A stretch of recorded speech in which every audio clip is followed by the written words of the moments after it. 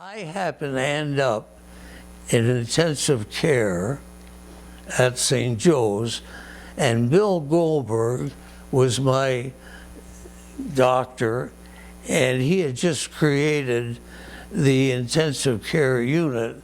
And between you and I think he put me in there just to do it. Anyway, my brother, Alva Shalom Ray, was instrumental in the Millionaires.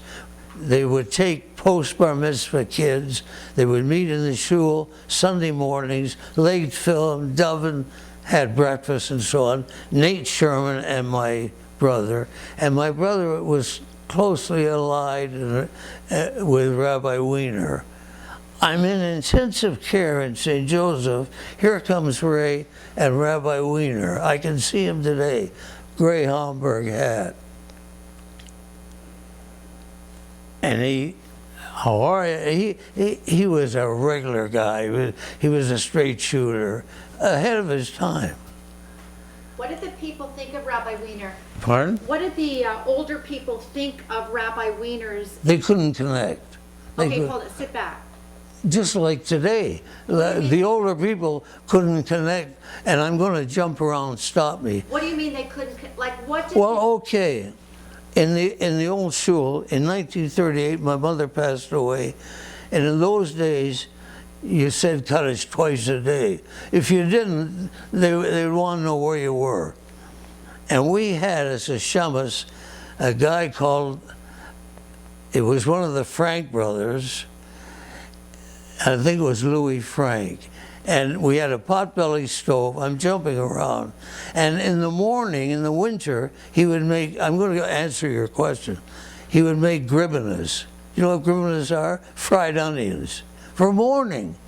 Anyway, in the Beth Jacob, the ritual hasn't changed that much, but we had duchening. Do you know what duchening is? Okay. The chief duchener was Mr. Leibtag. And he was the world's champion dovener. He was a fantastic. I was saying Kaddish in those days, so we would come to shul twice a day. And he would doven, suitcase in shul, because he was a door-to-door peddler. I don't know who, and Elaine's grandfather would duchen, Cohn from Ottawa Street, Leon Cohn, the chicken king, he sold chickens, he would duchen, and somebody somewhere, I don't know who, said, "Are you crazy? These guys are the high priests. They're blessing us to lace them over their heads at the front of the shul. They're blessing us. Look at them. There's not a Shomer Shabbos guy there except Mr. Leibtag." Mr. Leibtag was Shomer Shabbos. He left the shul. Now, whether that was the end of the duchening, I don't know. But you asked me, how did the people relate?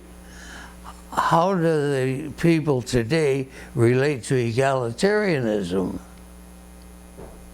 So, but it's a changing world, and I'm contemporary. I love egalitarianism, but a lot of people, and as you know, we had that breakup, whether it was because of the kosher kitchen, Rabbi Silverman, I wasn't there. I know 4 stories about it. Okay, let's go back to Rabbi Wiener. He had a very big impact on the kids. He was charismatic. He took the kids to Israel. He was charismatic. Elaine, Meryl, and you were bat mitzvah together by that. He brought that